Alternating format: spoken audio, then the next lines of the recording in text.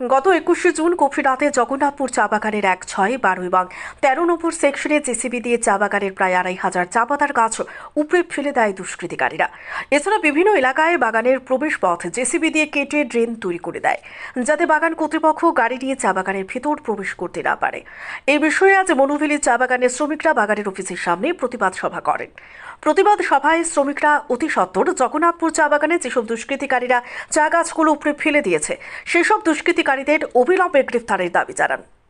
আজকে আমাদের এখানে অবস্থানের কারণটা হলো যে গত 21 তারিখে শুক্রবার রাত্রে জগন্নাথপুর চা বাগানে কিছু দুষ্কৃতীরা আমাদের চারা গাছ কিনে নিয়েছে।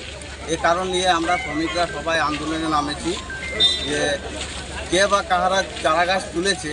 এই তোলার কারণ হলো আমাদের চারা গাছের উপরে হাত দিয়েছে।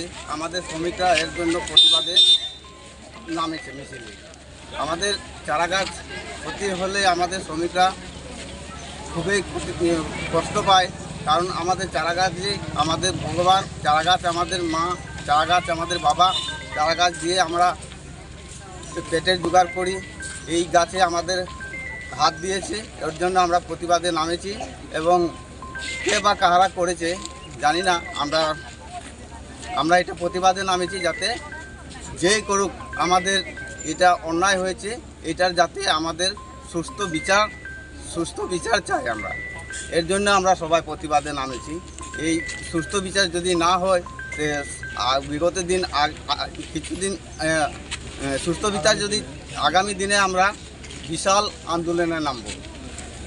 এই চারা গাছ হলো আমাদের ভগবান, এর জন্য আমরা প্রতিবাদ করছি।